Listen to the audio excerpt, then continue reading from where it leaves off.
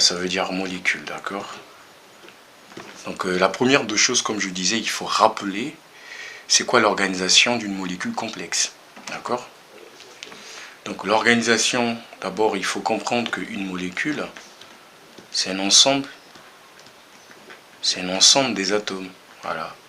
C'est un ensemble des atomes, d'accord? Et que parmi ces atomes, d'accord, on va essayer de regrouper ça en deux types. Donc il y aura un atome qui va être au centre, donc on va dire central, et les autres atomes donc, seront appelés les atomes périphériques. D'accord? Ça sera les atomes périphériques. Donc l'organisation dans une molécule, c'est que l'atome central, il va faire des liaisons avec tous les autres atomes qui vont rester, donc les atomes périphériques. Donc on va avoir un atome au centre et les autres qui sont liés avec cet atome qu'on va appeler les atomes périphériques. D'accord? Alors dans le cas des complexes, l'atome central, c'est un métal, c'est-à-dire que c'est un élément du bloc D. Voilà. C'est un élément du bloc D. Voilà. Ça, c'est important. Donc c'est un élément du bloc D. C'est important de le savoir. Donc en gros, c'est un métal. Donc l'atome central ici équivaut à un métal. Voilà. Alors, c'est pourquoi on ne va pas utiliser la théorie de Gillespie ici pour prédire la géométrie des complexes. Pourquoi? Parce que la théorie de Gillespie marche lorsque l'atome central est un élément du bloc P. Voilà. Lorsque c'est un métal, ben, ça ne marche pas. Voilà. Donc c'est l'exception à la théorie de Gillespie. Donc en ce moment-là, comment on va faire pour prédire la géométrie des complexes? Donc on va du coup voir quelques règles qui vont nous permettre de prédire la géométrie des complexes. D'accord? Donc c'est à retenir, notez bien. D'accord? On va dire que la théorie de Gillespie est une exception. D'accord? Donc la théorie de Gillespie, donc la théorie de Gillespie, pardon, d'accord, a une exception, donc présente une exception, d'accord, donc à une exception, lorsque, donc cette exception c'est quoi? C'est que ça ne marche pas lorsque l'atome central est un élément du bloc D. Voilà, c'est ça que vous devez retenir. Voilà. D'accord. Donc cette théorie de Gillespie qu'on appelait Vesper présente une exception. C'est-à-dire que l'exception, c'est que lorsque l'atome central est un élément du bloc D, voilà, cette théorie ne peut pas prédire la géométrie. Alors, pour que ça marche, il faut que l'atome central soit un élément du bloc P. Voilà. Voilà, c'est tout simple. Donc on revient que dans l'organisation complexe, l'atome central, c'est un élément, forcément un élément du bloc D, donc c'est un métal, et que les atomes périphériques sont appelés les ligands. Voilà. Ici, on va les appeler les ligands. Voilà. D'accord? Alors, avant de se lancer dans comment est-ce que se forment les complexes, hein, c'est important de rappeler la formation d'une molécule. Comment est-ce que, à partir des atomes, on trouve des molécules? D'accord? Comment est-ce que la molécule se forme?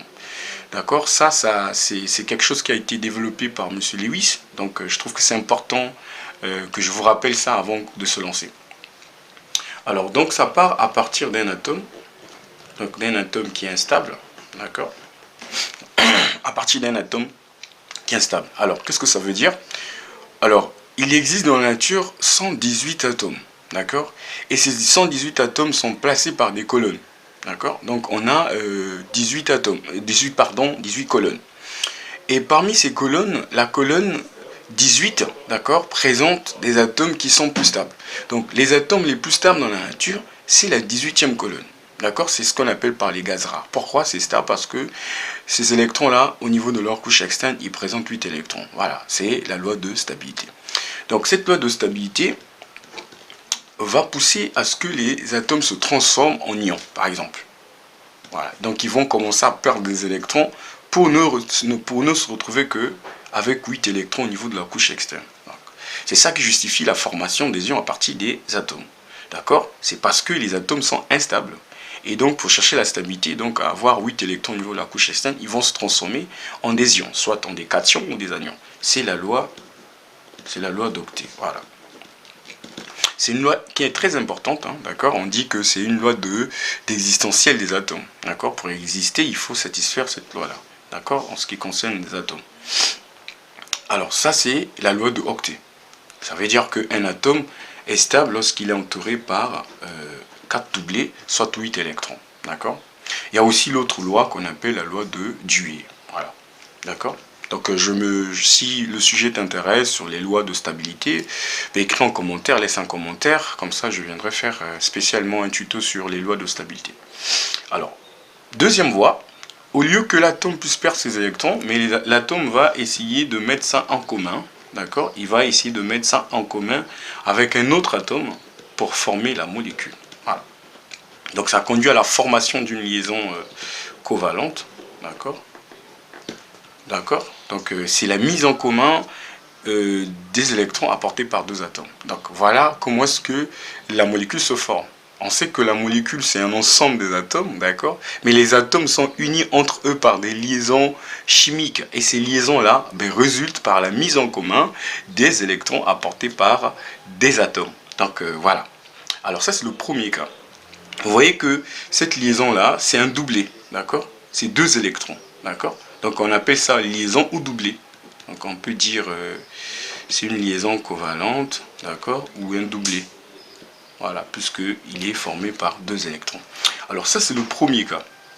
On a aussi le deuxième cas. Alors dans la deuxième situation, on va faire ça là. Dans la deuxième situation, c'est un atome qui apporte deux électrons de la liaison et l'autre il n'apporte qu'une case vide. D'accord. Et l'électron qui apporte deux électrons donne son doublé et ça conduit à une liaison, d'accord, qui est aussi covalente, d'accord. Mais pour faire la différence avec la première, on dira covalente de coordination. Covalente, pardon, excusez. Donc covalente de coordination, où on dira liaison dative. Voilà. Liaison dative. D'accord. Cette liaison est appelée dative. Donc de la deuxième situation, vous voyez bien qu'il y a la notion de donneur, donc de donneur des électrons de la liaison, donc de donneur, et il y a la notion de l'accepteur. D'accord. Donneur et accepteur. Alors le donneur est appelé base. Base, hein, puisque c'est M. Lewis qui a expliqué, ça porte son nom, base de Lewis. Voilà. Et la deuxième situation est appelée, enfin le deuxième, celui qui reçoit, l'entité qui reçoit ce doublé-là est appelé acide. Et évidemment acide de Lewis. D'accord. Voilà. Donc la formation d'une molécule, ça peut passer par soit les liaisons covalentes simples. D'accord. C'est que chaque atome va apporter ses électrons de la couche externe. D'accord. Ou bien ça peut se passer aussi par quoi? Par ici, c'est-à-dire qu'un atome, il apporte ses deux doublés, enfin ses deux électrons, alors que l'autre, il apporte qu'une case vide. Et ça conduit aussi à la formation des molécules. Alors là, c'est cette deuxième situation qui explique, d'accord, la formation des molécules complexes. D'accord. Donc, c'est que des atomes, d'accord, périphériques, d'accord, qu'on appelle des ligands, vont avoir des doublés non liants et que l'atome central, il va apporter que de cases vides. C'est pourquoi on va dire que dans le cas des complexes, dans le cas des molécules de complexes, on va dire que atome central, d'accord, atome central, il va se comporter comme un acide de Lewis, d'accord. Lui, il va se comporter comme l'acide de Lewis et les ligands, d'accord, qui sont on va dire les atomes périphériques, mais se comportent comme des bases de Lewis. Voilà. Donc c'est comme ça qu'on va expliquer la formation des molécules appelées complexes. D'accord. Donc c'est dans la deuxième situation. C'est que l'atome central, il va apporter que des cases vides, ok, et des ligands, d'accord. Pour être ligand ici en ce moment-là, il doit forcément avoir un doublé non liant. D'accord. Pour que on parle de base de Lewis. Pardon. Alors, dans des ligands, ok, le ligand ici, on a les ligands qu'on appelle monodentates. Monodentate. monodentate. Alors, les ligands monodentates, en fait, ce sont des ligands qui vont s'unir une fois seulement avec l'atome central. Donc, par conséquent, ils vont avoir un doublé, forcément au moins doublé, d'accord? Donc, l'exemple, nous avons la molécule de l'eau, par exemple. Alors, qui a deux doublés, attention, ce n'est pas qu'il va se lier deux fois avec l'atome central, mais il va juste se lier une fois. Voilà, c'est pas parce qu'il a deux doublés non liants que c'est un ligand, pardon, c'est un ligand. C'est pas parce qu'il a deux doublés non liants qu'on va dire que c'est un ligand bidentate. Non, il se lie seulement une fois avec l'atome central. Voilà. Donc, exemple de l'autre, vous avez l'ammoniac. Voilà, la présence de doublés non liants que voici, ça va permettre à cette molécule de s'unir une fois seulement avec l'atome central, puisque l'atome central, il va apporter que des cases vides. En dehors de ça, vous avez aussi l'ion cyanure, d'accord? Vous avez l'ion cyanure, d'accord? Qui va apporter aussi son doublé. Et vous regardez le degré d'oxydation, attention, on va parler aussi du degré d'oxydation. Vous voyez que le degré d'oxydation est un moins en fait, d'accord? Son degré d'oxydation est un moins, d'accord? Vous avez aussi des ions, d'accord?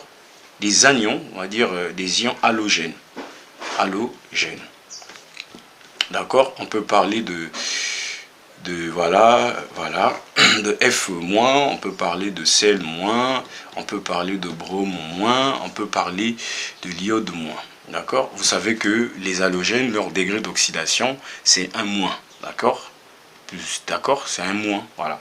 Donc, voici quelques, on va dire, c'est pas tous les ligands, on va dire monodentates, mais ce sont des ligands monodentates les plus fréquents, c'est-à-dire les plus utilisés, d'accord? Mais il y en a d'autres qu'on va voir peut-être après, qu'on verra peut-être dans les exercices. Mais là, c'est les exemples des ligands qu'on retrouve le plus souvent. Alors, ça peut être monododate, c'est-à-dire que ça se lie une seule fois seulement avec l'atome central, donc ça fait juste une liaison simple avec l'atome central, ou ça peut se lier plusieurs fois avec l'atome central, c'est-à-dire un ligand, il se lie plusieurs fois avec l'atome central. Alors, on va parler de polydentate. Alors, on va parler de polydentate, c'est-à-dire que c'est lié plusieurs fois. Alors, l'exemple, on va parler de éthène-diamine, d'accord? Donc, c'est le plus utilisé, le plus fréquent, c'est éthène-diamine, c'est-à-dire que c'est la fonction amine, donc, CH2, voilà. Donc, vous avez un doublé ici, vous avez un doublé ici. Donc, via ce doublé-là, il se lie une fois. Via un autre doublé, il se lie deux fois. Donc, vous voyez qu'il est polydentate, d'accord, parce qu'il va se lier deux fois avec l'atome central. Et donc, on va symboliser ça par EN. Donc, souvent, vous allez voir ça, ça sera symbolisé par EN. Donc, quand vous aurez EN, rappelez-vous que c'est l'éthène-diamine. Alors, c'est un ligand qui est comment? Qui est bidentate. Bidentate. Voilà, parce qu'il va se lier deux fois avec l'atome central. D'accord? À travers des doublés non liants qui se trouvent en fait au niveau de chaque atome d'azote. D'accord? Donc voilà un peu, il y en a plusieurs, mais ça c'est le plus fréquent, d'accord? Le plus fréquent dans les exercices ou dans des exemples de chimie. D'accord? Alors, on y va. Maintenant, le problème c'est que il faut aussi distinguer les effets. D'accord? On va parler des effets paramagnétiques, parce que ça sera important ces notions-là. Paramagnétique, qui va être différent de l'effet diamagnétique. Voilà, on va dire diamagnétique. Alors, à quel moment on va parler de l'effet paramagnétique? C'est-à-dire que lorsque au niveau de l'atome central, d'accord, il a au moins un électron, d'accord, il y a au moins un électron célibataire. Voilà. Lorsqu'il y a au moins un électron célibataire, attention, l'effet attendu, ça sera paramagnétique. Mais lorsqu'il n'y a pas d'électron célibataire, c'est-à-dire que tous les électrons sont appariés, donc ici, pas d'électron célibataire. C'est-à-dire qu'au niveau de l'atome central, tous les électrons sont appariés. D'accord? Parce que vous allez voir que on va... parce que l'atome central, comme on a dit, va se comporter comme acide de Lewis. C'est-à-dire qu'il va apporter que des cases vides. Donc il y aura des fois où on va faire des réarrangements. D'accord? S'il y avait des électrons célibataires, ils vont se réarranger, vont se transformer en des électrons appariés. D'accord? Et là, ça peut conduire à l'effet diamagnétique. Ou tout comme on peut faire appel à d'autres cases, comme ça, qu'il y ait au moins un électron célibataire. Et là, en ce moment-là, on parlera de l'effet paramagnétique. D'accord? Alors, la notion aussi qui est plus importante, en tout cas, vraiment plus importante, ça sera l'indice de coordination. Indice de coordination. Alors là, cette notion-là, elle est importante. Alors, c'est quoi l'indice de coordination?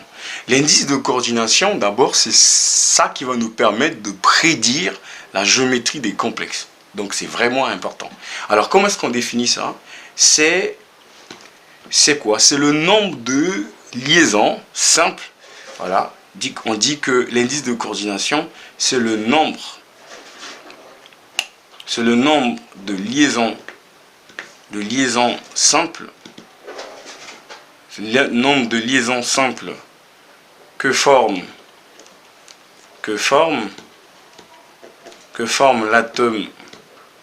l'atome central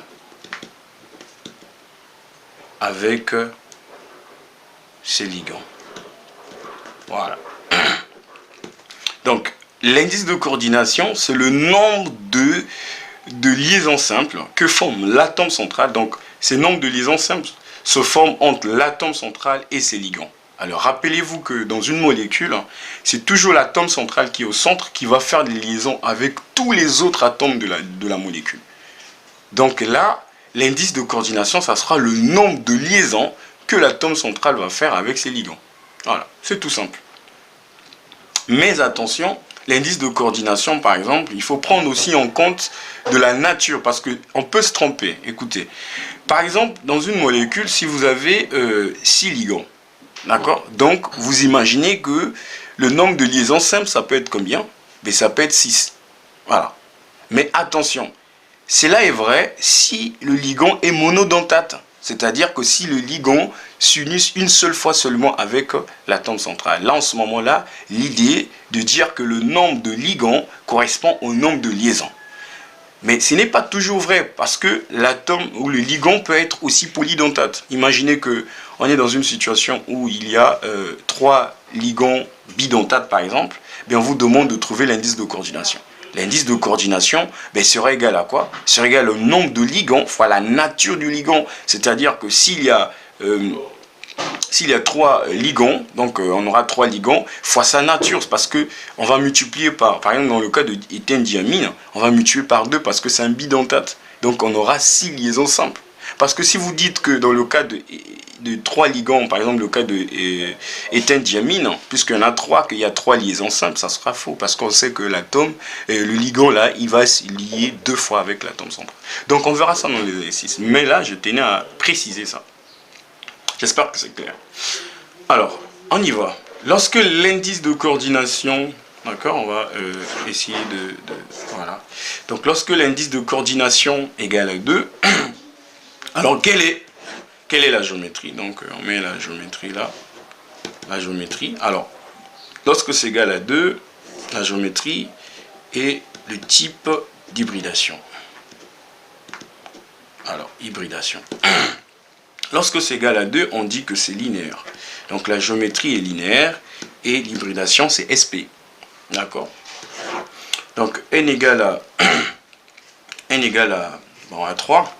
D'accord. Bon, on va donc 3, on part de trigonal, d'accord, trigonal plan. D'accord. Et le type d'hybridation, c'est un SP2. Alors l'astuce ici, c'est quoi? C'est linéaire comme ça. Donc vous avez l'atome central, il est comme ça. Voilà. D'accord. Alors dans le cas de trigonal plan, parce qu'il y a deux fois on va vous demander de représenter le complexe. D'accord. Donc représenter ça, attention, si on dit linéaire, l'atome central est là, il fait des liaisons 2 fois avec les ligands. C'est ça linéaire. Alors dans le cas n égale à 3, donc on sait que le type d'hybridation c'est un SP2. D'accord. Donc l'idée c'est quoi? La représentation c'est quoi? L'atome central, il est là. Voilà, il fait des ligands. Voilà. Alors, n égale à 4. Alors, lorsque n égale à 4, attention, on en a deux. Ça peut soit être un carré plan. Alors, si c'est un carré plan, l'hybridation, c'est sp2d. D'accord? Ou si ça peut être aussi un tétraèdre. D'accord? Alors, un tétraèdre, l'hybridation, c'est sp3. Alors, ici, un carré plan, vous avez l'atome central, il est là. D'accord? Voilà. Voilà. Alors, le cas de tétraèdre, l'atome central, il est là. Voilà. Donc, X, ce sont donc là les ligands. D'accord? Alors, on avance.